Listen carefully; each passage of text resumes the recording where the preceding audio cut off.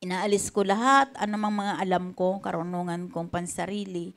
Bagkus hinihingi ko po ngayon sa pamagitan ng banal na lingkod na si Jesucristo, na ako pa'y gamitin mo ayon sa Espiritu mo. Turuan mo po ako, Panginoon, dahil ikaw ang aming magaling na tagapagturo, O Diyos. Salamat po, Ama, sa pribilehiyong ito for using me as a vessel of your message in this night. Salamat po, Ama, sa bawat buhay na narito ngayon, sa buhay ng lingkod mo, sa buhay ko, sa aking buong sambahayan, sa bawat pamilya na narito ngayon, sa mga manggagawa mo, at ang kanilang mga pamilya, Lord, salamat po sa buhay nila. Ngayon, O Diyos, sa aming pasimula, hiningi po namin ang iyong gabay. Hiningi po namin, i-guide mo po kami sa mga bagay na mabuti.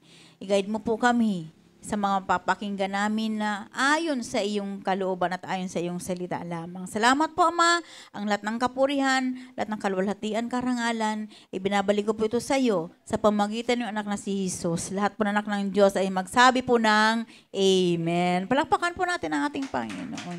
Don't be serious. So, wag po kayong mag-alala. Hindi po kayo ang hindi po sa inyo nakatuon ang mensahe, kundi para sa ating lahat. Katulad po ng sinabi ko, kapag kayo ay nabagsakan, saluhin nyo. Amen? Huwag mong ipasa sa iba. Huwag mong ipasa nobi sa katabi mo. Saluhin mo, yes Lord, akin yan.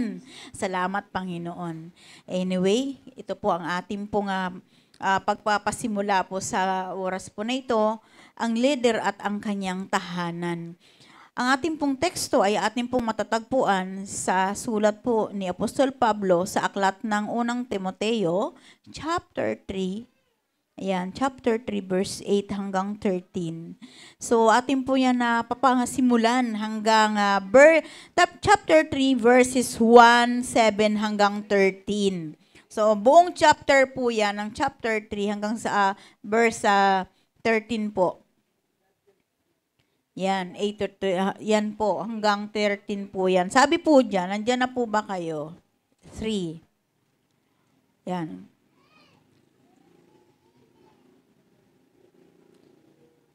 Sabi po sa verse 1, ang mga tagapangasiwa sa iglesia.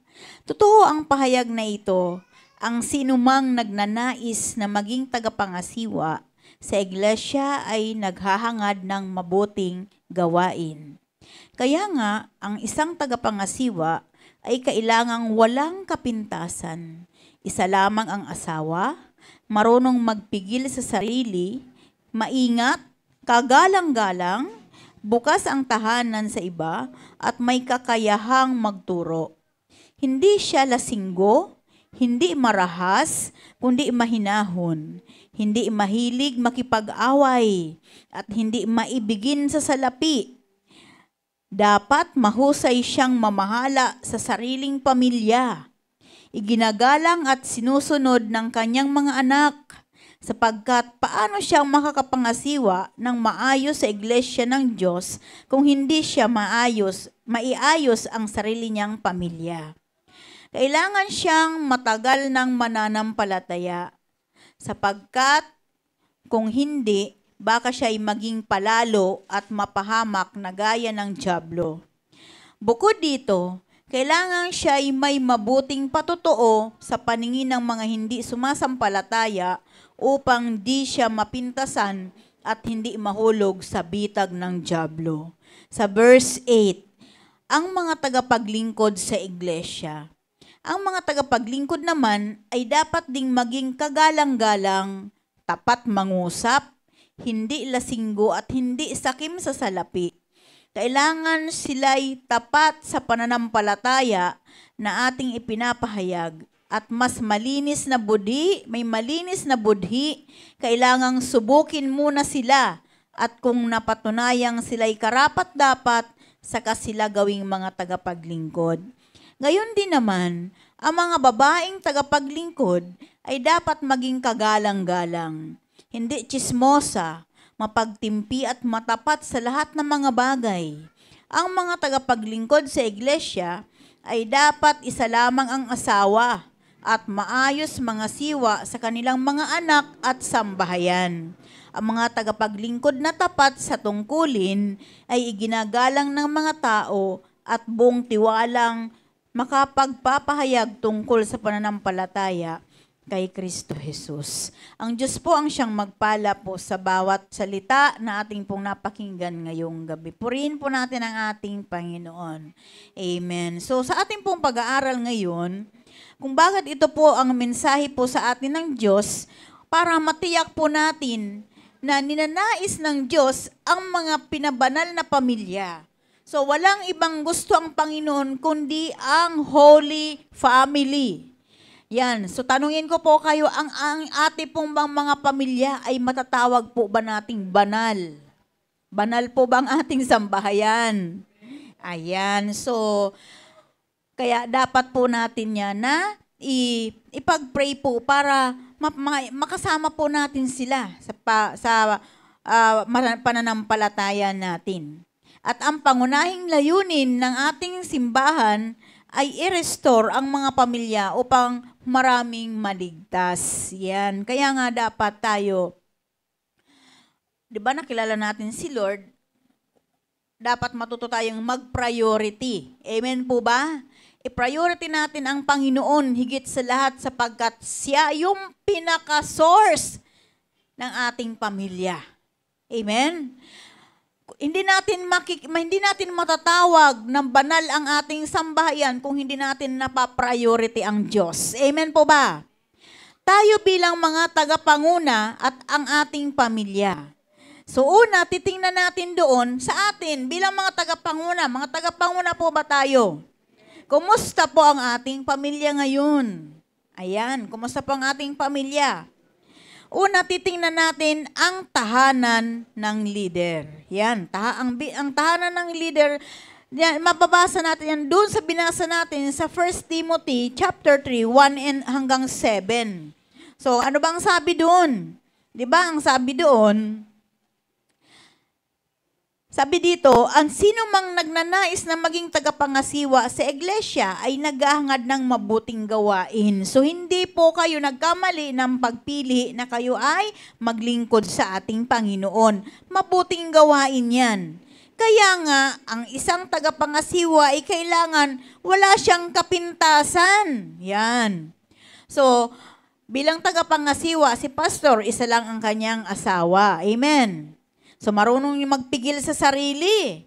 Maingat po tayong lahat at kagalang-galang maging maingat tayong lahat. Bakit? Tayo ay ilaw ng sanlibutan. Amen po ba? Kumbaga, bakit tayo naging ilaw? Kasi maraming nakatingin sa atin. Yan. So maraming mapupuna sa atin. Paano? Sabi nga, di ba? Sabi nga doon sa talinghagaan ng salt in the light. What if tayo, nahalintulad tayo sa asin. Pag nawalan ng lasa ang asin, hindi na ito may babalik pa. Wala na itong pag-asa. Kumbaga ito'y tatara ka na lang, aapa ka na lang, at itatapo na. Amen? So ganyan tayo. Kapag ang mga tao sa ating kapaligiran, kapag nawalan yan o nadismaya yan sa ating mga karakter, sa tingin nyo, maibabalik ka agad-agad ang tiwala sa atin. No, hindi na yan. Kaya nakakapanghinayang. Bilang mga leader kayo, we are expecting a level up na leader. So, kayo yun. Amen po ba?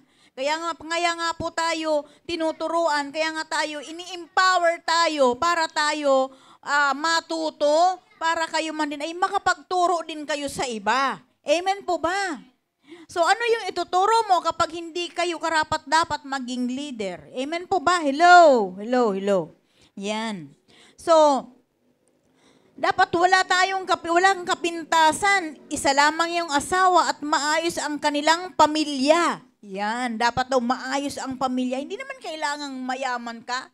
Kasi nga, di ba? Kapag ang kayamanan naman, mawawala naman yan eh. Ang kayamanan, dumating man yan o hindi man dumating, nothing is lost. Amen po ba? Hello? Kaya, kailangan maayos yung ating pamilya. Ikaw na tagapangasiwa sa iglesia, if you consider yourself a leader in the ministry, in a ministry, you are a leader in your family. Dapat susunod sila sa'yo. Dapat may power ka. That's why you are empowered in the ministry para may kapangyarihan ka din na magbaba kung ano yung nararapat doon sa pamilya mo.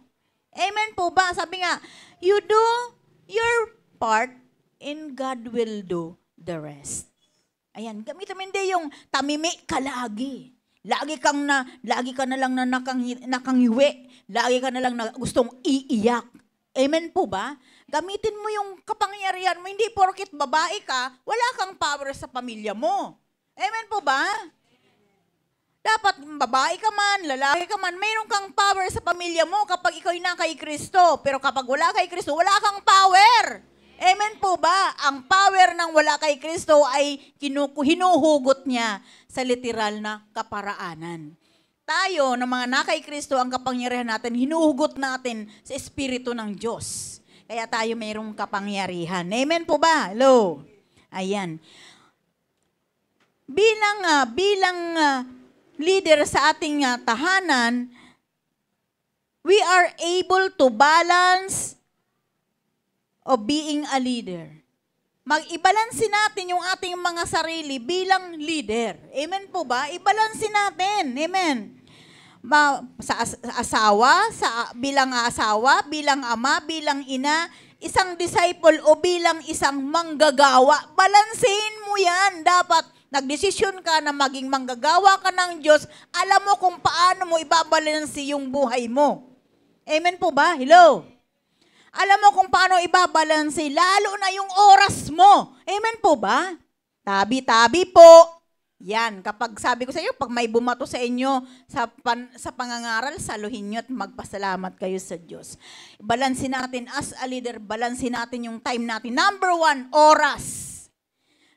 Kapag alam mo na may commitment ka sa ministry mo, na pinagkatiwala sa iyo ng Diyos, balansin mo ang oras mo. Kung kinakailangan gumising ka ng mas maaga sa gising mo, sa wala kang ginagawa, agahan mo ang gising mo. Gawin mo yung gusto yung dapat mong gawin. Pagdating ng oras na magmi-ministry ka na, walang maisusumbat sa'yo ang mga iiwanan mo. Amen po ba? Gawin mong maaga. Kung kinakailangan maglaba ka ng alas 4 ng madaling araw, gagawin mo yon. Kasi hindi mo pwedeng gawing rason yun na araw ng Martes. Ay naku, pasensya na po, naglalaba kasi ako. Alam niyo po ba, si Lord, He is a jealous God. Kapag araw na mayroon tayong commitment sa Panginoon, i-repray natin na hindi mapiktuhan yung oras natin ng commitment natin sa araw na yun para kay Lord yun. Alam niyo po ba, kung sa tao makapagkulang ka, sa Panginoon, malaking pagkukulang mo kapag hindi mo nagawa yung commitment mo sa araw-araw. Amen? Amen po ba? Kapag alam mo na mayroon kang commitment, agahan mo ang kilos mo. Hello? Agahan mo ang kilos mo. Sa amin kasi dito, normal na yung araw-araw namin na kilos na laging maaga, laging alas 2. Alas 2 pa lang, talagang may gumigising na sa akin eh. Alas 2 pa na nga yan, yung apo namin gising pa eh. Minsan siya pang sasabi, Mami, tunog na relo mo. Kasi alas 2 ng madaling araw, yung time na yan, si tatay, patapos pa lang yan ang pananalangin. Panibago na naman ang pananalangin sa bawat pamilya sa inyo.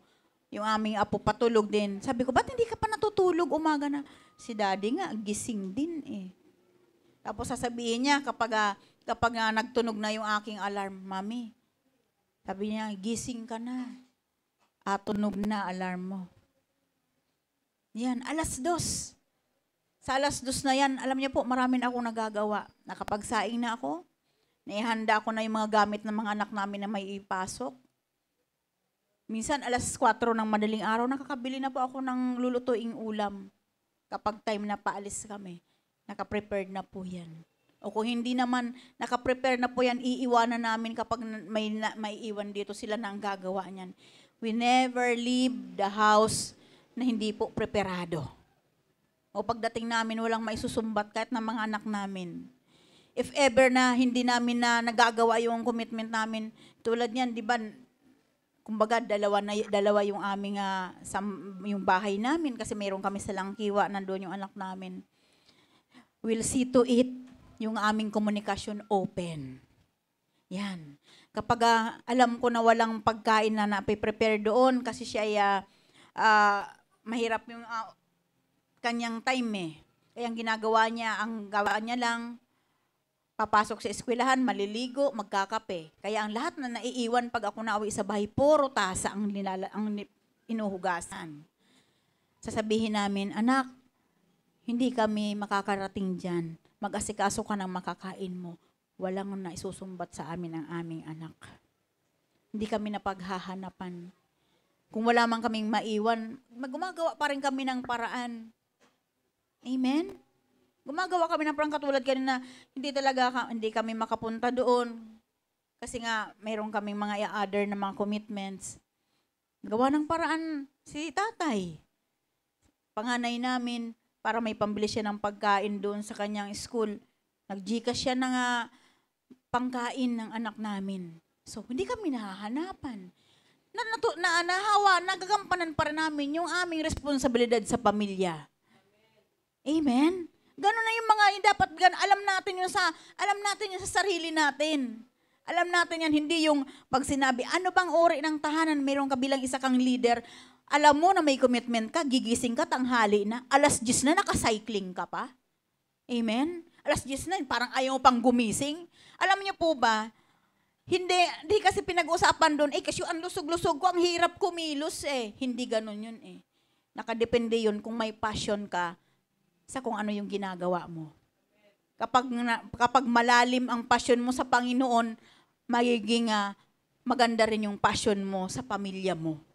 Lagi kang inspirado. Amen po ba? Lagi nga, kahit na wala ka man na maihanda na masarap na ulam na maiwanan sa pamilya mo, pero lagi kang excited. Lagi kang papunta sa gawin, excited na excited yung kilos mo. Lagi kang magalak. Hindi yung pagdating mo dito simbahan, ang haba ng baba mo. Parang yung problema mo sa pamilya mo, dala-dala mo dito. Wag ganun. Paano mo masasabi that you are a leader na kay Kristo? Parang hindi ka naman leader eh. Kasi yung problema mo sa pamilya mo, dala-dala mo dito, wala pong problema. Hindi namin saklaw yung problema mo, i-share mo sa mga kapatiran, palalakas ka pa. Pero yung dadalhin mo yung problema mo dito, para yung katabi mo nahahawa na ng haba ng baba mo. Parang nakakaroon naman ito, parang, alam niyo po minsan di ba kapag mahina ka, parang yung bigat ng katabi mo, na lumipat sa shoulder mo, parang ang bigat na rin. Tingnan mo ang katabi mo.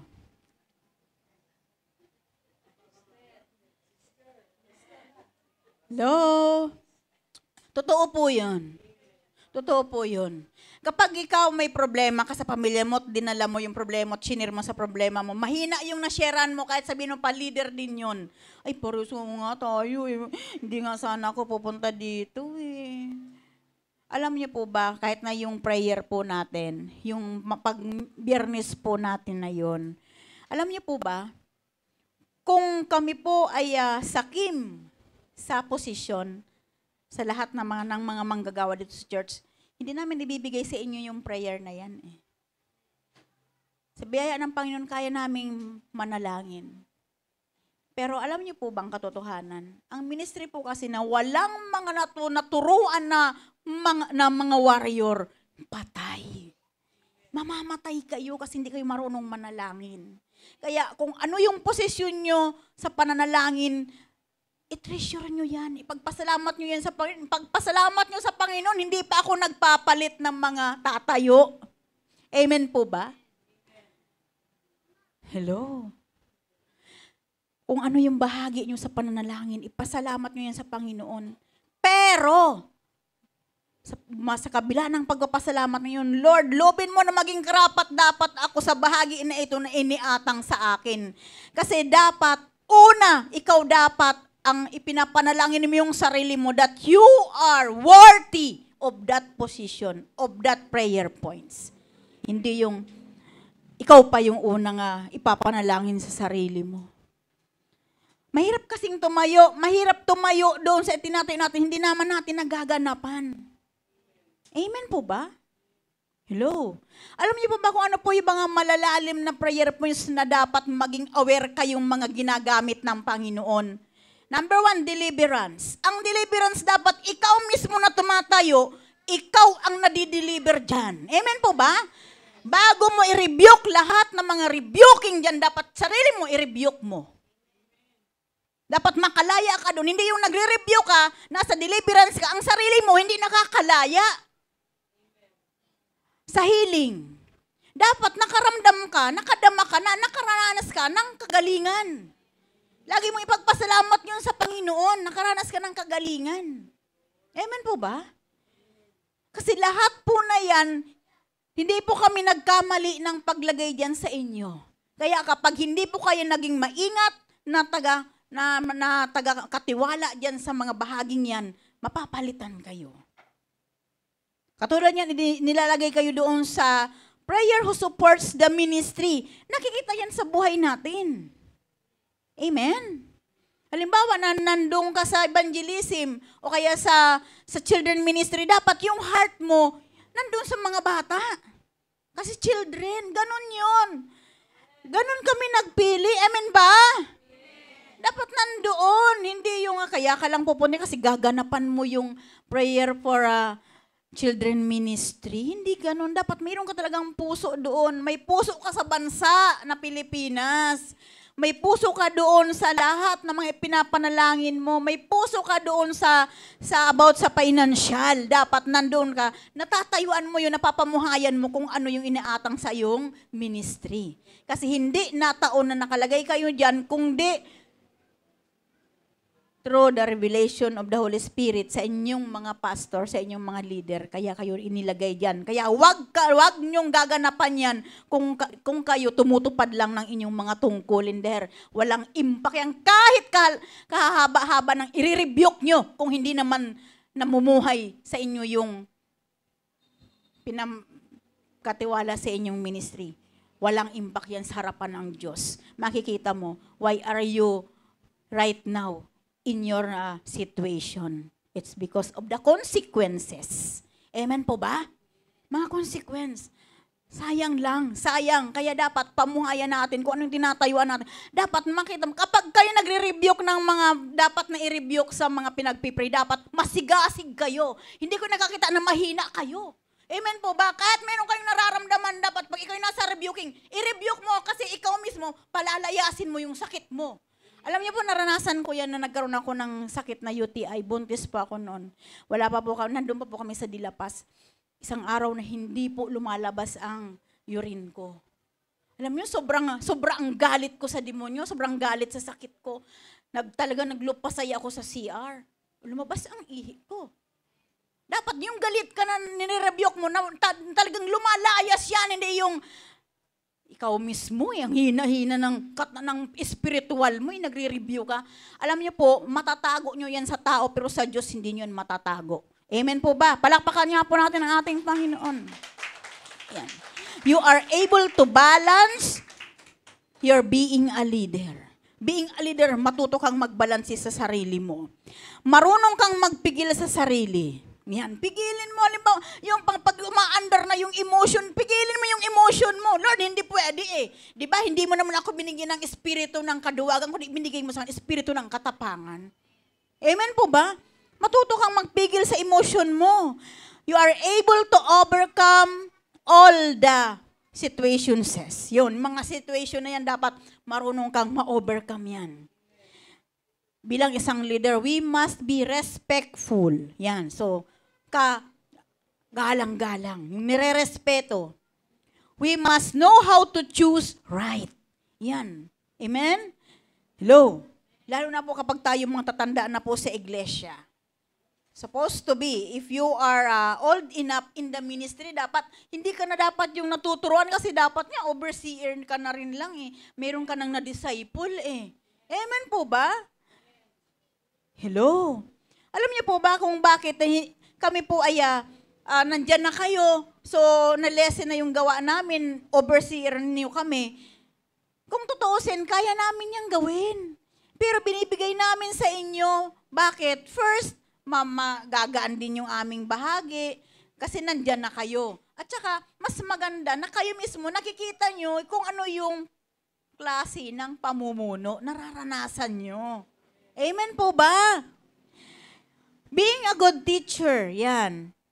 A good disciple become a good teacher. So, mahalin natin ang ating mga ginagawa. Mahalin natin sa katulad ng mga paalala ni Pastor kanina. Maybe, bakit hindi lumalago yung ministry mo? It is because you have no passion for your ministry. Ayan. Nananalangin ka lang, pero para lang masabi na nanalangin ka, tabi po uli. Amen po ba? Kasi, alam niyo po ba, kapag nandun po ang passion mo sa ministry, hindi ka hahayaan ng Panginoon na hindi ka palalaguin. Kasi si Lord naman ang nagpapalago, hindi naman tayo. Ang hinahanap lang sa atin ng Panginoon, yung puso natin sa mga ginagawa natin. Amen? Hello? Hello? We must know how to control our desire. So, being a leader, dapat alam mo kung paano mo kontrolin yung mga pagnanasa na mayroon ka dyan. Literally, physically, spiritually. Amen po ba? Literally, yung mga literal na desire, kontrolin nyo yan. Huwag dapat yan ang maging highlight sa buhay nyo. If you are a leader and kayo pa naman ay ginagamit ng Panginoon, whatever desire you have, you must control it. Huwag sanang tumaas yung level ng mga fleshly desire natin. Amen po? Hello? Hello? Bakit iilan lang nag-i-amen? Being a leader, hindi siya mapusok. Ipinapaubaya na lang niya sa banal na espiritu yung kanyang gawain. Dapat hindi kayong mapusok. Amen po ba? Tingnan nyo nga yung mga katabi dyan. Napusok ka ba? Hindi siya gahaman. Marunong maghintay sa Diyos. Yan. Dapat marunong tayong maghintay sa kalooban ng Panginoon. Alam niyo po ba, ito pong mga natin, yung mga full-time natin, tanongin niyo po kung ilan ang mga edad niya. Bata sila sa mukha, bata yung kanilang puso, pero yung kanilang number in years ay matanda na. Lahat yan, lampas na yan sa kalendaryo. Pero, bakit hanggang ngayon nakikita nyo?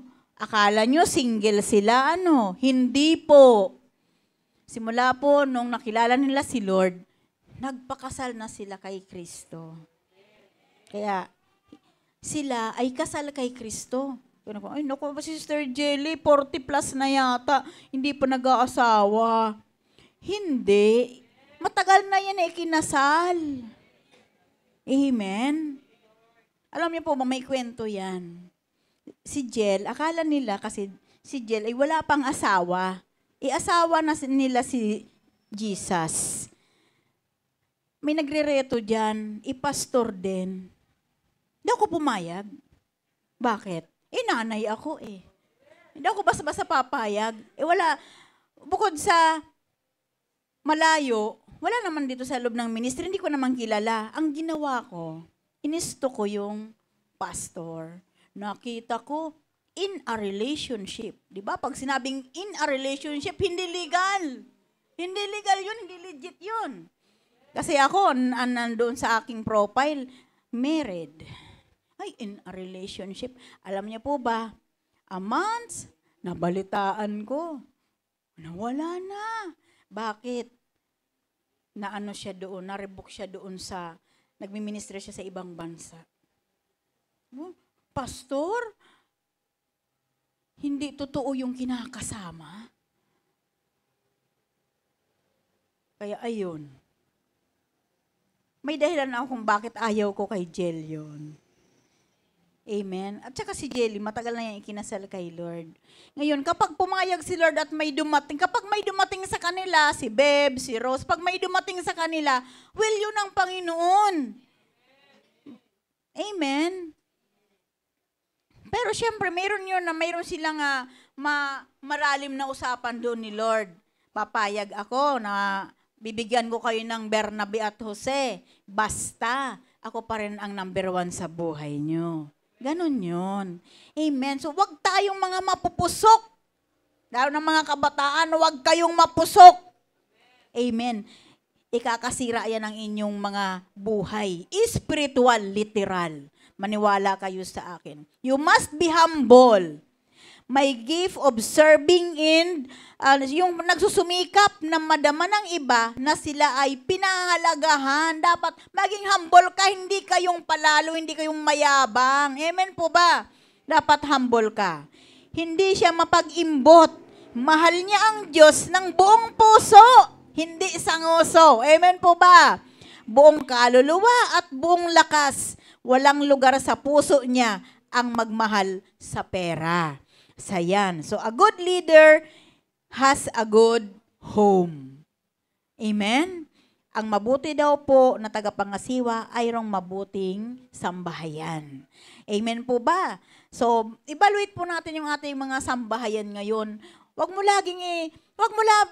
laging ipapasa yung pagkukulang doon. Ay kasi yung asawa ko, bagamat napakalaki ng pagkukulang talaga, na ang asawa mo ay wala kay Kristo. Pero, sabi nga, di ba, you are empowered by God. So, mayroon kang power doon sa pamilya mo. Evaluate natin yung pamilya natin. Ako ba bilang leader? Pwede na ba akong maging leader? Amen po ba? Ako kahit na ako ganyan, nagtatanong din ako sa sarili, Lord, I am worthy to be a leader, to be a spiritual mother. Kasi para bang marami ako naririnig na mga applause, kahit na mga literal na mga tao, kahit yung mga friend ng mga anak ko, Mami, sabi ng friend ko, ang bait-bait nyo daw. Pero hindi pa rin ako naniniwala. Si Lord pa rin ang tinatanong ko kung totoo nga yung nakikita sa amin. Kayo, totoo ba yung nakikita nyo sa amin ni tatay? Yan. Kaya parang sabi ko, parang duda ako, hindi kaya. Kaya Lord, totoo ba yun? Pero kung totoo man yun, salamat sa Panginoon. We will see to it na impadama sa kanila that they are valuable for us. Amen. Mahalaga kayo sa amin. Hello.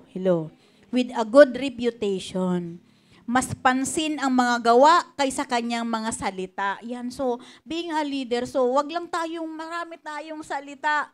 Nakikita kasi sa gawa. Amen po ba? Hello? Jesus must be the founder of His home. Sabi po dyan sa awit 127 verse 1, so, minsan marami yung mga problema sa pamilya. Bakit? Nakakalimutan natin na yung simple at importanteng elemento sa isang sambahayan ay hindi natin nagagawa. Amen. So bakit? Makasarili, mayroong unforgiving spirit, may kayabangan.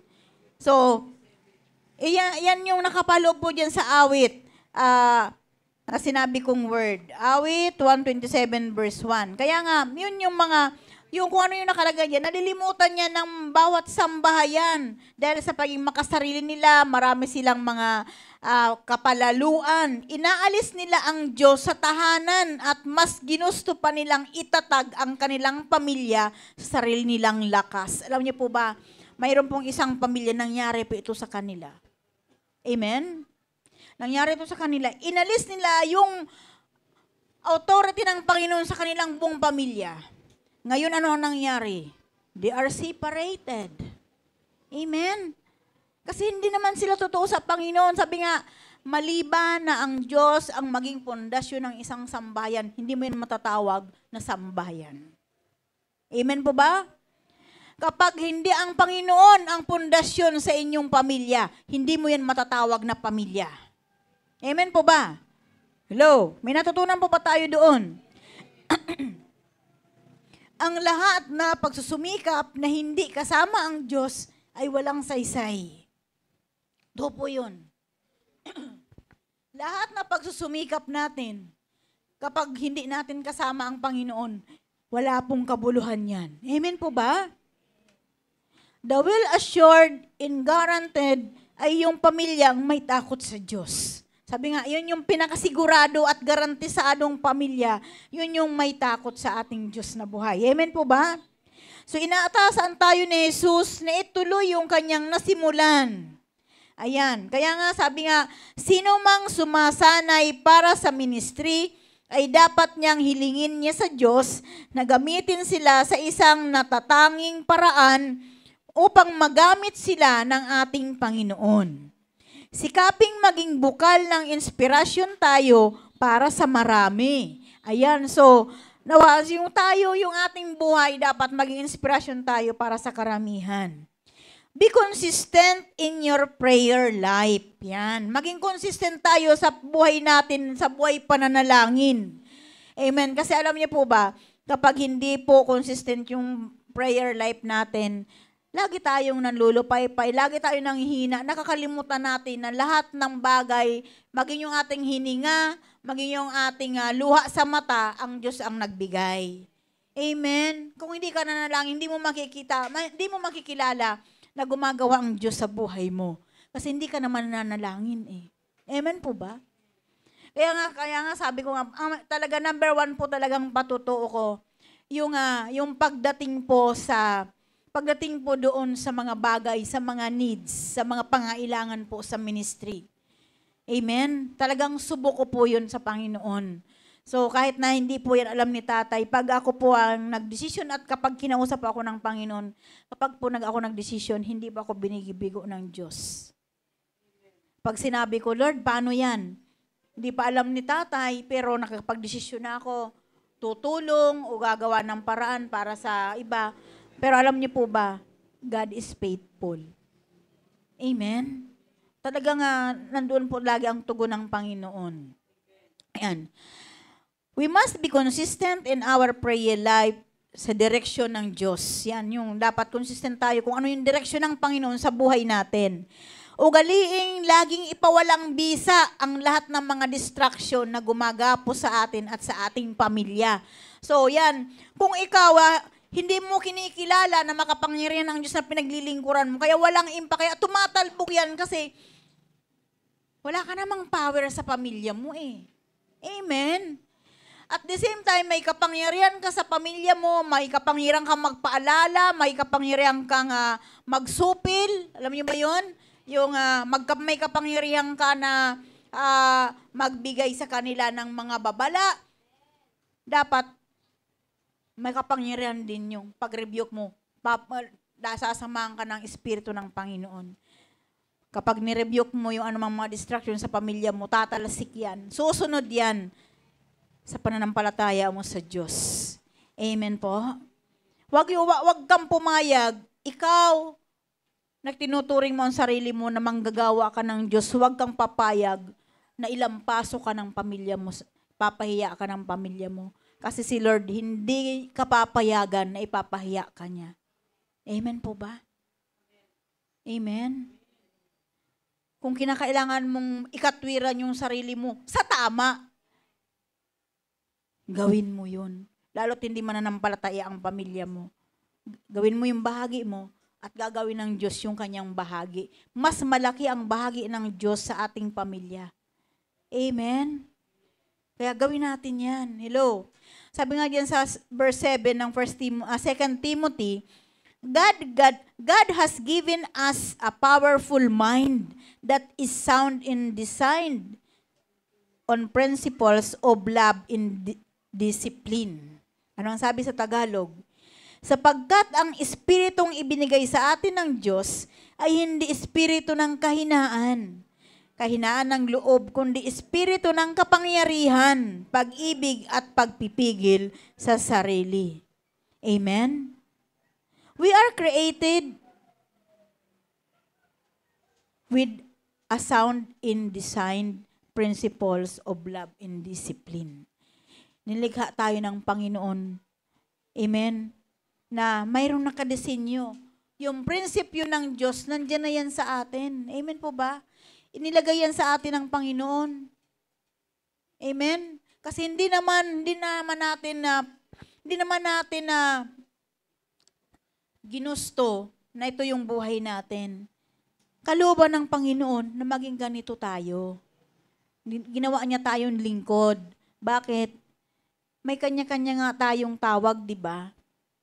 Tinawag tayo ng Diyos para sa ganito. Sabi nga, with a powerful mind that is sound and designed on principles of love and discipline. Yan. Yan ang ibinigay sa atin ng Diyos. So, hindi mo pwedeng payagan yung mga wala kay Kristo na lapastanganin ka bilang isang tagapangasiwa. Bilang ikaw tagapaglingkod ni Kristo. Amen po ba? Kaya nga tayo ini-empower, linalagyan tayo, dinadagdagan yung ating kaalaman ng mga spiritual na kaalaman. Nang sa ganun, hindi mapahamak yung ating paglilingkod sa Panginoon. Sabi nga, di ba, sabi sa word ng Panginoon, walang lumalapit sa Kanya na Kanyang ipinapahiya. So, sino ba yung kasama nyo? Kahit 10 pa yan, miyembro ng pamilya mo na against sa'yo. Amen po ba? Walang makakabali sa kapangyarihan na mayroon tayo na mula sa Diyos.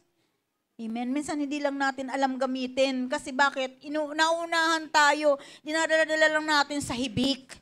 Dinadala-dala lang natin sa iyak. Amen po ba? Kaya sa bahay mo, sanay na sanay ka ng inaano ng pamilya mo, pinapahiya ka, sinusumbatan ka, nasanay ka na sa ganon, pero dapat hindi ka pumapayag. Amen po ba? Huwag kang pumayag sa ganon na espiritu ng sambahayan mo. Kasi ano't ano man ang nangyari, ang mangyari o mangyayari pa, lahat na mayroon sila, pinagmulan ang Diyos na pinaglilingkuran mo. Amen po ba? You are a vessel in your home. Pero kapag hindi mo pinagana yung vessel na yan, magkakaroon yan ng lumot. Hindi mo na yan magagamit. Titirahan niya ng lamok. Magbubunga pa yan ng virus. Amen po. Kaya po marami po mga mananampalataya ang hindi po na ipaglalaban ang Diyos. Amen. Kailangan, hindi lang natin binabasa yung salita ng Diyos. Dapat pinamumuhayan natin. Amen po. Hindi yan na taon na nadaanan mo yan. Alam niyo po ba, sa bawat pagbabasa natin, laging mayroong mensahe ang Panginoon. Kung nakailang chapter ka na at wala pang mensahe sa iyo ang Diyos, ibig sabihin, ang puso mo at ang isip mo ay wala doon sa binabasa mo. Amen? Kaya alam niyo po, kaya maraming ibang nasasabi, bakit kaya yung iba na yun? Bakit kaya sila, nung nagbasa sila ng Biblia, ay nabuang sila. Parang nagkaroon sila ng, ano bang tawag doon? Yung, na hindi naging matino yung kanilang isip. Kasi po, sa bawat pagbabasa natin ng Biblia, lalot na talagang, deserve mo talaga na magbasa, hilingin mo sa Panginoon, Lord, bigyan mo ako ng espiritu ng pangunawa.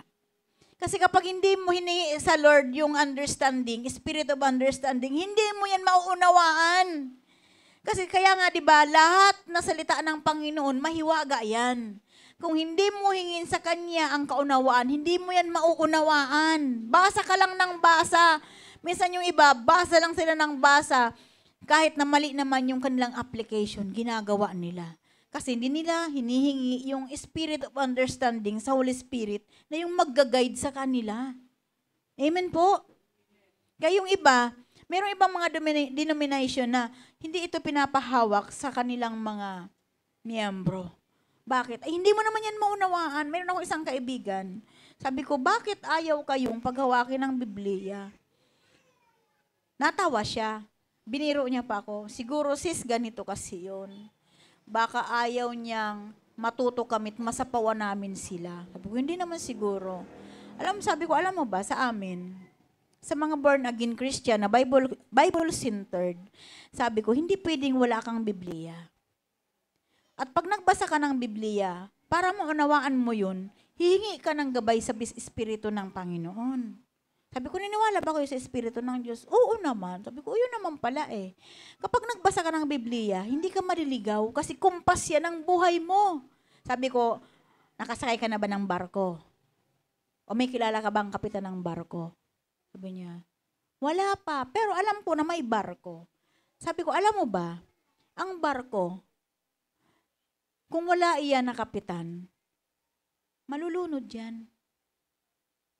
Kasi walang magdidirect, maghahawak ng kumpas ng barko. Tayo, kapag walang Biblia tayong sinusundan, mapapariwara din tayo. Kasi kumpas din natin yan. Amen. Sabi, ganun ba yun? Sabi ko, oo. Kaya sabi niya, alam mo, sabi niya, kaibigan ko yun, ibang denomination. Hangang-hanga nga ako sa mga kasama mo sa simbahan. Sabi ko, mga leaders yun sa church. Sabi ko, nasasakupan namin yan. Ginamit lang kami ng Panginoon to shepherd them. Sabi ko, hanga ako sa kanila. Ang galing-galing nila magpaliwanag ng Biblia. So, kasi sabi ko, they are empowered by the Holy Spirit. We are a vessel for them through the power of the Holy Spirit to empower them to share the gospel. Talaga? Oo. Bilib na bilib daw siya sa mga manggagawa sa simbahan. Kaya sabi niya, si pastor, anong ginagawa? Sabi ko, ang pastor, talaga nasa home base lang yan. Lalo na pag marami ng leader. Kasi, mahirap kapag sabi ko, mahirap kapag walang corporal o walang lieutenant doon sa kampo. 'Di ba? Sabi ko, 'di ba? Sabi ko sa ano nga, 'di ba? Sa mga sa literal, sa ang mga sundalo, hindi iniiwanan ng bantay ang kampo nila.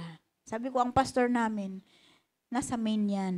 Pero hindi lang yan nandoon na walang ginagawa. Nag-intercede siya sa mga lumalabas na mga manggagawa. Ganun pala yun. Kaya sayang, dito na kasi ako na ginising ng Panginoon.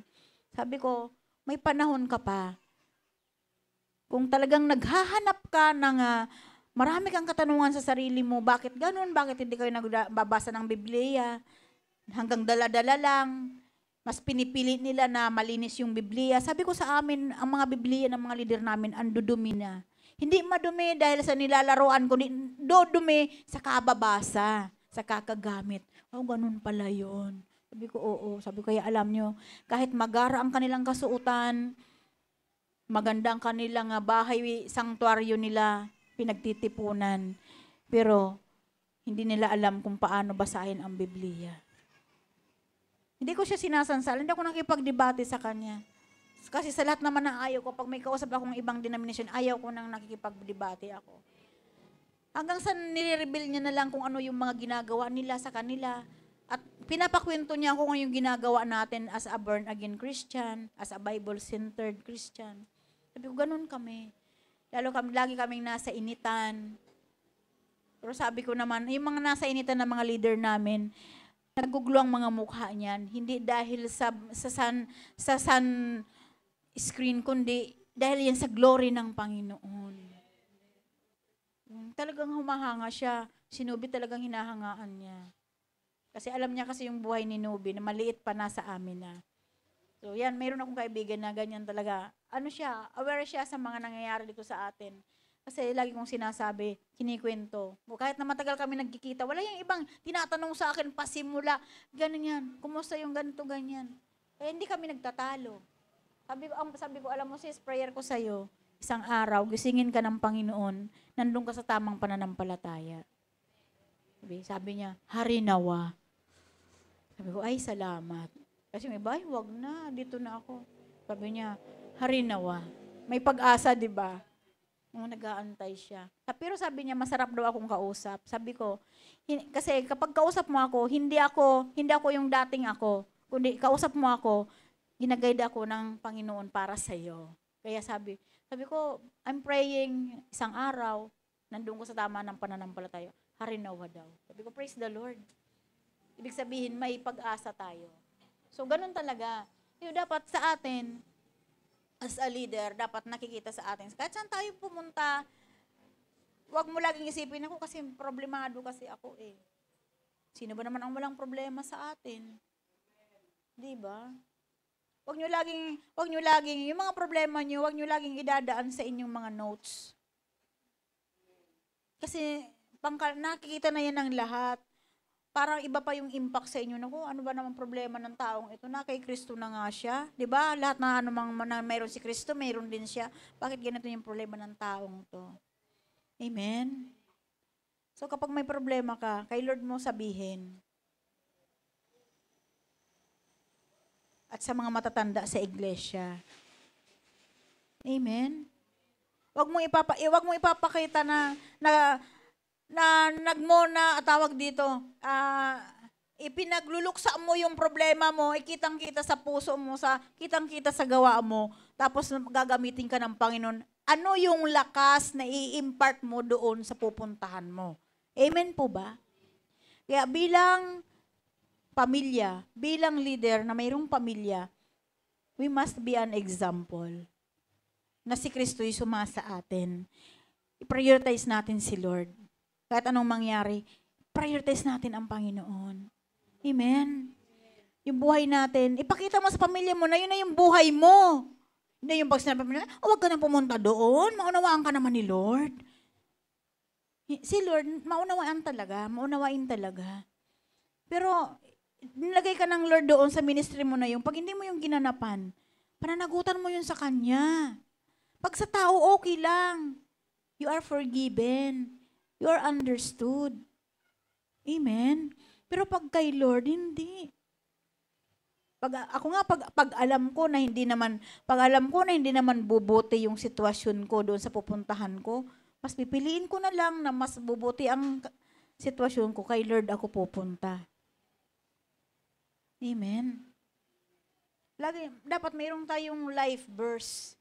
Meron tayong pinamumuhayan na sandata, na salita ng Diyos sa buhay natin. Amen? Diba? Alam niyo po ba yung Matthew 6:33? Pag binaylay-bulayan natin yon, alam niyo po ba, ang lalim po ng impact nun sa buhay natin. Kasi involved lahat ng buhay natin, pati yung kaluluwa natin. Pati yung espiritu natin, kasama doon pag sinabing Matthew 6:33, na unahin natin ang Diyos, unahin natin siya, at ang kanyang katwiran at kanyang kaharian, at ang lahat ng bagay, idaragdag sa atin. Amen? Dapat ganun, i-priority natin si Lord. Alam niyo po ba, sa amin po, number 1 yan, life verse po namin. Alam niyo po, kapag po sa time na, tulad niyan, sa time na kapag medyo, di ba may gawain tayo, may mga araw na minsan din natin nagagawang fellowship, ganito na makapag-discipleship. Alam niyo po ba, nagkaroon kami ng conviction. Alam niyo po ba kung bakit?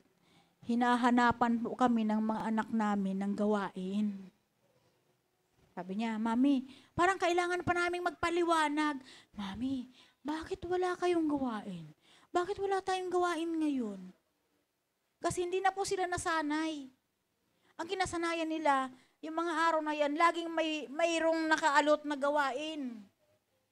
Kaya sasabihin niya, mga anak namin, mayroong magawain sa araw na yon. Kasi mayroon akong sa school, ganyan-ganyan eh. Alam niyo po ba kung ano yung reason bakit sila nagtatanong ng ahead pa? Kasi alam nila, kung mayroon man, pwedeng hindi na nila kami gagambalain. Maghahanap sila ng paraan para mayroong mag-proxy sa amin, kung meeting man yun o ano man yun. Ganun po sila. Kaya pag walang gawain, sila yung unang naghahanap sa amin na, wala kayong gawain. Ngayon, pag sinabi namin, anak, anak, wala kang gawain kasi, alam nyo, hindi kasi sapat yung budget ni daddy at ni mami mo. Sabi, ganun lang yun. Tapos sa ganyan na, i-narrate ko na, oo nami, alam na namin yan. Parang, pag wala talaga tayong gawain, we need to explain sa kanila. Hinahanapan nila kami. Bakit ganun? Kanina nga, pababa na, parang walang nag-intindi. Sarado pa yan. Pero nagpe-prepared kami sa kusina. Nandiyan si Beb, si Rose. Sabi nung anak namin na isa, may gawain ba? Nakakatunog siya. Bakit? Walang nagpapagawa sa kanya ng PowerPoint. Sino bang tatayo? Kasi alam nila, kapag may PowerPoint na pinapagawa, may gawain yun. Kaya ang tanong niya, sino bang tatayo ngayon? Kasi alam nila, magaan ang kanilang kalooban kapag ako itinatayo ng Lord kasi hindi ako nagpapagawa ng PowerPoint. Kasi malakas pa yung aking kamay para magsulat. Amen? Si tatay kasi pasmado na. Amen? At saka talagang kinasanayan niya na yan. Nung wala pa po, hindi pa po uso yung projector, yung PowerPoint. Ako ang tagasulat ng mensahe ni tatay. Nagrereklamo din ako minsan, ang haba kasi. Lahat na sinasabi niya nakasulat. Ang haba, di ba yung yellow pad? Alam niyo ba yung sukat ng yellow pad? Minsan mga 6 na piraso nun puno. Back to back. Napapasma yung kamay ko, masakit. Kung haba naman kasi nito eh. Kasi lahat nasasabihin niya nakasulat. Amen. Pero ako minsan, kapag magpagawa man ako ng PowerPoint, hindi lahat po sinasabi ko. Hindi lahat na nakasulat sa mga notebook ko, ay pinapagawa ko yan. Kaya ako, doble ako. Kapag ako, paglinggo, nagpapagawa ako ng PowerPoints, mayroon pa akong, sinusummarize ko pa yung message na yan para ipagawa sa kanila. Kaya yung nakikita niyo diyan kapag ginagamit ako ng Panginoon, summarize na po yan. Mga importante lamang po na kinukuha. Pinipick ko lang yung mga importante na ilagay sa PowerPoint. Yung the rest niya, nandito sa notebook ko. So, ganun po yun. Kaya salamat sa Panginoon. Kasi nga, yun na yung kinaanuhan na ng buhay ba ng isang pamilya na kapag inuna mo ang Panginoon, lahat ng bagay daragdag sa inyo. Alam niyo po ba, napakasaya po ng isang pamilya na yung mga anak nagising sa kung ano yung buhay mo ngayon. Amen? Alam niyo po, yung amin po kasi mga anak, biyaya po ng Panginoon, pinanganak po namin sila na kay Lord na kami. Kaya never nila na naranasan na kung ano-anong mga ritual-ritual, hindi nga sila nagipag-isa sa mga ritual sa school, hindi nila naranasan na magpunta-punta doon sa mga rebulto-rebulto. Kapag nakita ng rebulto, ang tawag nila dyan mumu. Kasi hindi sila nagising sa ganong sitwasyon. Kaya lubos-lubos yung pasalamat namin sa Panginoon. Kasi, kumbaga, kaya doon pa lang sa amin, putol na yung sumpa. Kasi sa aming mag-asawa, simula nung nag-repent kami ng malalim, putol na ang sumpa. Sa pamilya namin, sa mga Diyos-Diyosan, naputol na yun. Kasi mga anak namin, they never worship mga gods o mga rebulto, hindi. Kahit sa school, laging sinasabi. Kaya nga, alam niyo po ba, yung subject po nila na ESP, minsan kailangan pa akong magpadala ng mga opinion sa teacher, kinakailangan pa kung ano, may mga activity sila na-involve yung mga bata, may lahat na relihiyon na mayroon ang school. So, hiningan ako ng kanilang teacher ng sulat, kailangan magpadala ako ng sulat na ano ba yung stand ko patungkol doon sa para sila payagan na wag silang makipag-isa doon. So, lagi nangyayari yan. Lately, nangyayari yan sa amin. Grade 8 na grade 10 na yung aming mga anak. Salamat naman sa Panginoon kasi doon pa lang, ipapakita mo na talaga na ano talaga yung stand mo as a born-again Christian. So, gustong-gusto ko yung ganun mga kaparaanan. Hindi yung alam mo na, alam na nila na born again yung anak mo, tapos lalagyan pa nila ng abo, ng uling. So, sa amin hindi. Mga teacher ng ESP, kailangan nagkukontak sa akin. O yung mga anak, hindi yan nagpapalagay. Kasi minsan hindi nagniniwala, ayaw po ng mami ko, bakit? Minsan mga bata, di ba, nahihiya magsabi ng born again kami. Nahihiya pa. So, kailangan mag-chat mo ng ang teacher. O mami, ano ba? Sabi ko, hindi po kasi wala na po kami sa ganyang ritual. So yan, di ba? Naipapakita mo yung stand mo. Kaya nga dapat, you must be empowered. Kaya nga kapag hindi ka na i-empowered ng katotohanan, ano yung iaano mo sa sambahayan mo na magiging kawawa lang yan. Amen po ba? Magiging kawawa lang. Kaya kahit na sa mga bata, alam nila kung ano yung kanilang mga buhay, alam nila kung ano yung, kahit na makisalamuha man yan dyan sa sanlibutan, alam nila kung ano yung stand nila. Amen? Alam niyo ba, nararanasan ng mga anak namin na hindi sila masaya sa pakisalamuha sa sanlibutan. Sabi niyan, uuwi yan agad. Meron kaming anak na inis na inis siya kapag mayroon silang activity sa school na matagal. Talagang bagot na bagot yan. Gustong-gusto na niyang umuwi. Kasi hindi ma-take ng kanyang nararamdaman yung mga nakikita niya. Ganun na kasi tayo eh. Kapag tayo saturated na ng katotohanan, hindi na tayo maliligaw. Hindi na tayo maanuhan ng ibang mga sitwasyon sa sanlibutan na makakapag-refocus sa atin. Maliban na lang kapag hindi ka totoo kay Kristo. Amen po ba? Pero kapag totoo kay Kristo, kahit na pagsinungaling, hindi mo magawa. Amen po? Amen? Ako talaga, we swear to God, si tatay, ayaw namin ng sinungaling. Ayaw ko ring magsinungaling. Kaya yung ako'y didiktahan, ganito, ganyan. Kailangan ganun Parang ibibigay mo yung pabor sa kanila, silang masisiyahan, tapos ikaw makukompromiso. No. Sabi ni Dave, no.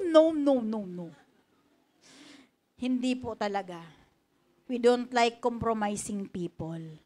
Sasabihin natin yung katotohanan dahil ang katotohanan ang siyang magpapalaya sa atin. Amen. So, kailangan unahin natin ang Panginoon. I-prioritize natin si Lord. Kasi kapag prioritize natin si Lord, ano man ang ating pagdaanan, bakit may pagdadaanan ka pa rin? Bakit ganun? Magtatanong kayo, inuna na nga natin ang Panginoon, bakit may pinagdadaanan pa rin tayo? It's because sinusubok tayo ng Diyos doon sa sitwasyon na yun. Amen. Hindi yung para ikay parusahan, para ikay bigyan ng kalungkutan, kundi susubukin ka talaga ng Panginoon sa sitwasyon na mayroon ka. Pag sabi mo, ano bang life verse mo? Matthew 6:33. Susubukon ka doon ng Panginoon. Alam niyo po, mayroon pa ako sa inyong isang kwento. Hindi ko po alam kung narinig nyo na ito o kung saan nyo napakinggan ang kwento. Pero ikikwento ko pa rin po sa inyo. Kasi ito po ay, totoo po itong nangyari sa isa pong pamilya. Isang pamilya na pastor. Yun nga, pastor lang. Yung lalaki lang yung pastor, Ganito po yun. Yung pastor na yun, mayroon siyang pamilya. Isang umaga ng linggo, alam ba yung ginagawa ng pastor? Ang pastor, naghahanda yan, maaga pa, para sa kanyang preaching. So, ang ginawa ng pastor na ito, naghahanda. Naghanda siya dahil magpipreach siya. Yung kanyang may bahay, siyempre kapag ganyan na isa lang yung naglilingkod, yung may bahay, parang freelancer siya. Yung lahat nag-asikaso, lahat ng mga anak niya, alam niya kung ano yung sitwasyon sa kabuuan ng sambahayan niya. So isang umaga na habang naghanda itong pastor na ito, sabi nung kanyang asawa, pumasok sa kwarto. Pupunta ka ng simbahan ngayon? Aalis ka? Sabi, anong ka? Tayong lahat, aalis tayo. Sabi, aalis tayo? Pupunta tayo ng church? Magpipreach ka pa? Hindi mo ba alam? Nung time na yun, may sakit yung kanilang anak. Hindi mo ba alam? Patay na ang anak natin. Umiiyak yung kanyang asawa. Pero sabi ng pastor, hindi. Aalis tayo. Pupunta tayo sa simbahan. Magpipreach ako. Alam niyo po, yung pamilyang yun, iniwan nila yung kanilang anak sa kwarto. Patay na. Umalis yung mag-asawa.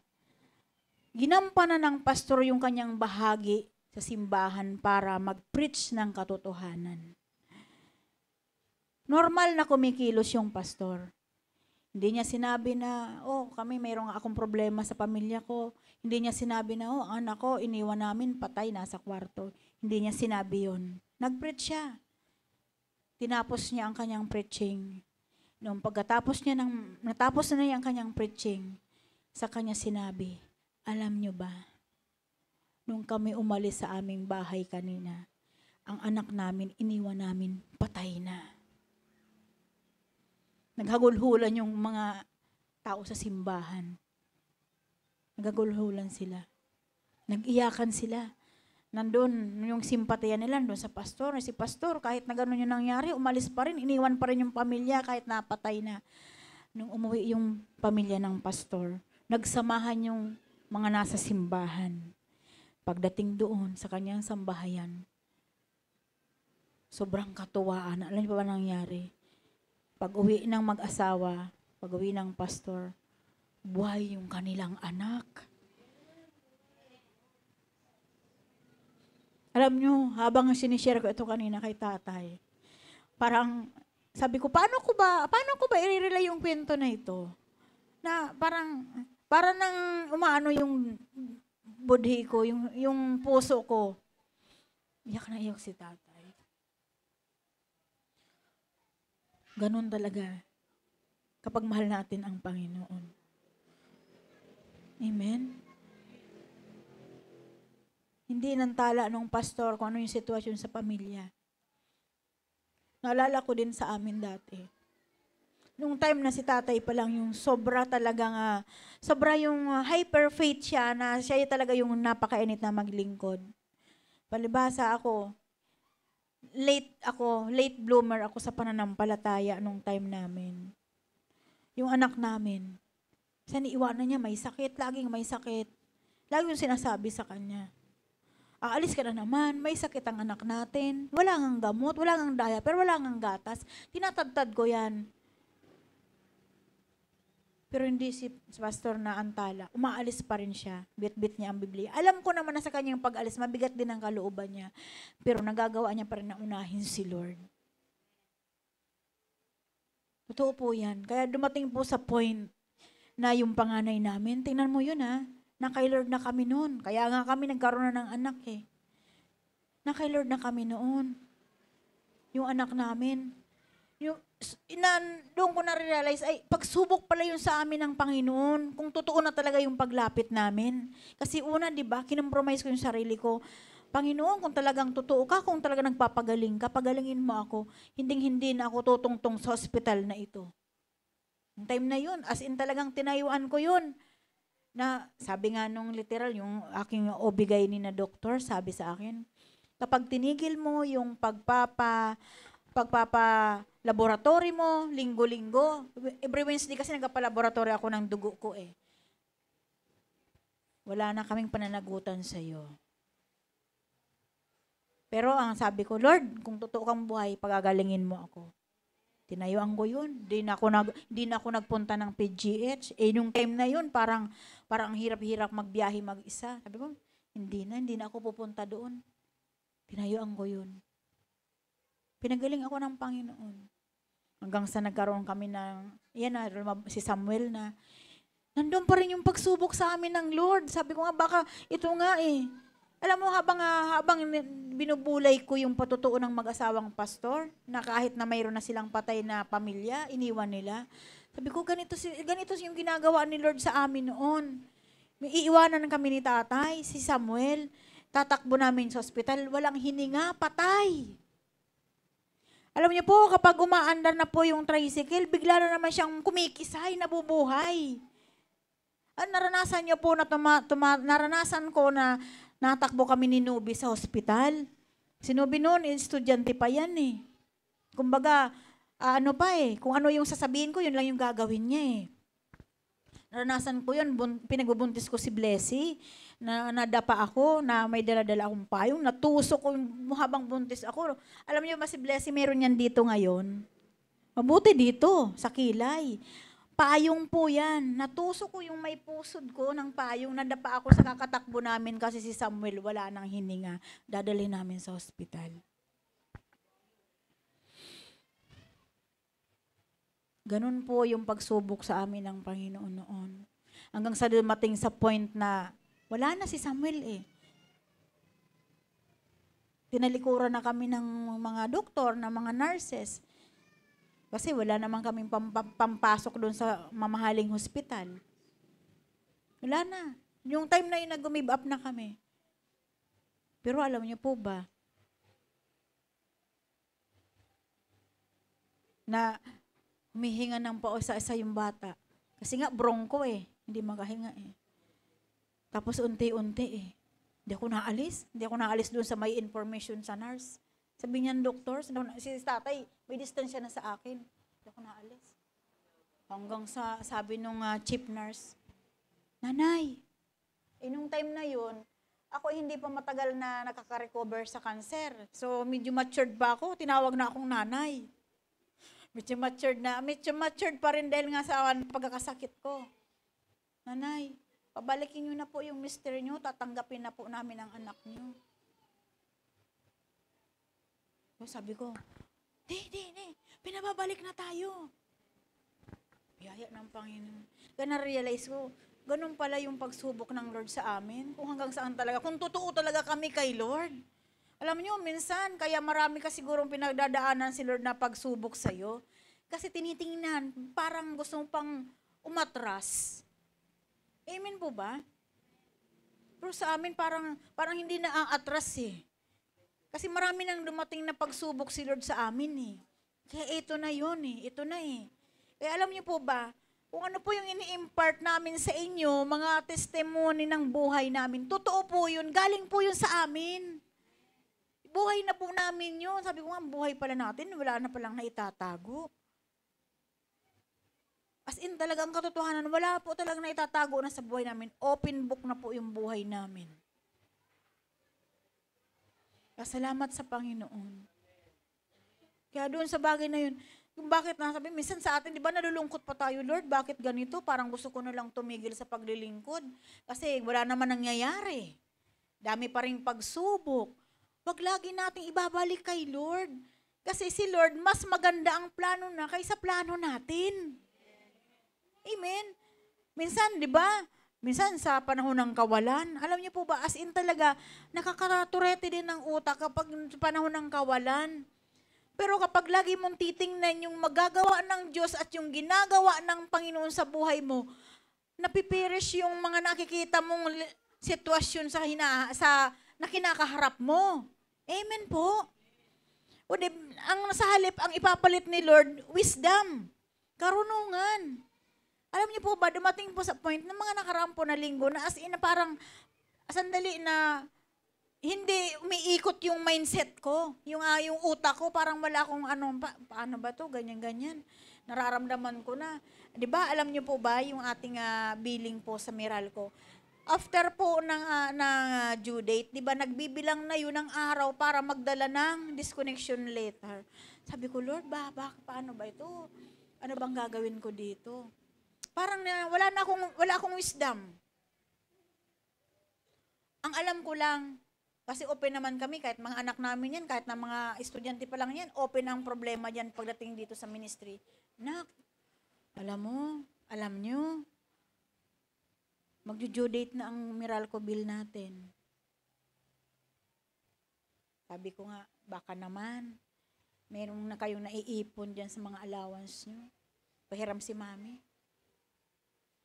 Alam nyo po, dito po sa kasama namin na anak, nakahiram ako ng 1,000.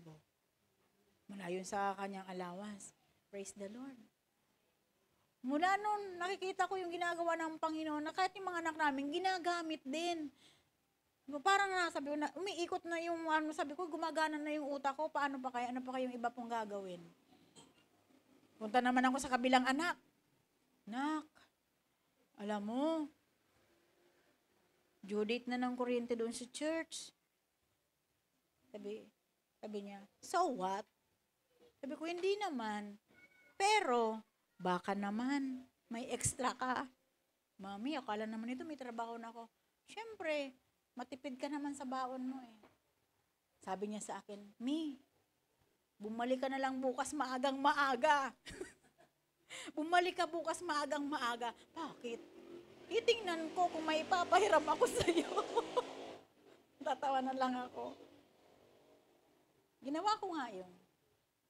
Umuwi ako. Ngayon, dumaan ako kay Jel. Jel, may pinagdadaanan tayo ngayon. Sabi kong ganun. Kaya si Jel sabi niya, kumusta na kaya si nanay? Okay na kaya yung kanyang Kinabukasan, binalikan ko yung aming panganay doon sa bahay. Sabi niya, ginising ko. Sam. Ito na ako. Aga ko sabi niya, may papahiram ko sa'yo. Sabi ko, talaga? Magkano naman? Pwede na ba ang 1.5? Sabi ko, praise the Lord. Sige na, akin na yan. Kunti na lang amin. Diba? Kaya salamat sa Panginoon. Kasi alam niyo po, sabi ko, ginagawa niya po nga yung paglalakad. Inspirasyon niya rin yung, siguro yung buhay din namin na alam, yung transparency namin sa kanila, kung ano yung sitwasyon namin. Na natututo sila na mag-keep kung ano yung dapat, hindi sila nagiging maluho, kung ano yung nararapat, doon talaga sila nakatuon. Salamat sa Diyos. Kasi naresolve ba yung problemang yun? Na, kumbaga, sa ngayon nga, alam nyo, sabi ko nga kahapon, na, wala pa akong pampalit sa hiniram ko. Okay lang yan, May. Pero, sabi niya, malaki-laki ang project namin sa school ngayon. Meron ba kayong pera ni Daddy? Sabi, meron ba kayong pera ni Daddy? Sabi ko, sa biyaya ng Panginoon, magkano naman? Mami, kailangan ko, may bibilin ako. Kaya lang, ang halaga, 700 project kasi namin. Sabi ko, sige, bilhin mo. Ganun lang yung pabor, yung binibigay ng Lord na pabor sa amin. Kaya sabi ko, naniniwala ako lagi sa prinsipyo ng Panginoon. Ay, baka yung kapag uunahin mo siya, ang lahat ng bagay, hindi ka niya pahihirapan. Kaya, kung ano yung mga karanasan namin ng katotohanan, yun yung ini-impart namin sa inyo. Kasi, bakit? Kapag kayo na yung nagpapalakas doon sa mga kaluluwa na hinahawakan nyo, na inaalagaan nyo, hindi nyo na kailangan na mag-example pa ng iba. I-example nyo yung sarili nyo, yung mga pinagdadaanan nyo. Kasi yun na yung, kayo na yung buhay na patotoo. Kasi yun naman talagang hinihingi sa atin ng Panginoon yung ating pag-witness. Hindi mo na i-witness yung kapitbahay mo. Kundi ang i-witness mo doon sa kaluluwa na nawin mo, yung sarili mo, yung buhay mong patotoo sa sarili mo. O paano ka ba nabubuhay ngayon? Nabubuhay ka ba para kay Kristo? Ano ba yung kalakasan mo? Ano ba yung mga kahinaan mo? Amen po ba? Kaya napakabuti talaga ng Panginoon. Kaya salamat sa Diyos. Sabi ko, sayang yung mga pagkakataon na minsan yung buhay natin, nakikita natin. Alam natin yung tama, pero hindi natin nilalakaran yung papunta sa tama. Amen po. Yung bang parang hindi ka na nakakagraduate doon sa pagiging ITED na estudyante. Yan. Si Ana, ITED yan. Bakit? Kasi po, saling pusa yan sa school. Ang tawag sa kanila sa daycare ng DSWD, ITED sila. Sila yung mga bata na wala pa sa edad pero pumapasok na. So, sa Kristiyano, mayroon ding mga ITED. Na, kumbaga, ayun nga, nasa edad na nga, pero hindi sila lumalago. Evaluate po natin yung ating mga sarili. Lord, gusto ko naman maging patotoo ako. Ano naman yung maipapatotoo ko doon sa mga kaluluwa na pinagpasumpong mo sa akin kung hindi mo naman babaguhin ang buhay ko, pamilya ko? Alam nyo, hindi po mahirap kausapin si Lord. Maging tama lang po yung motibo natin. Kapag ang hiling natin sa Panginoon pansarili, sariling kapakanan, pahihintayin tayo ng Panginoon hanggang sa baguhin natin yung tamang motibo natin. Pero kapag ang hiling mo sa Lord ay yung tama talaga na gusto mo talagang mangyari, na mapaluguran mo ang kanyang dakilang pangalan, hindi ka bibiguin ng Panginoon. Amen po ba? Kaya salamat sa Diyos. Sa gabing ito, nawa ay meron po tayong natutunan. Amen po. So, wag po kayong magtatampo po sa amin ni Tatay. Fair po ang aming pagmamahal sa inyong lahat. Ayan, salamat sa Panginoon. Nawa, napagpala po tayo.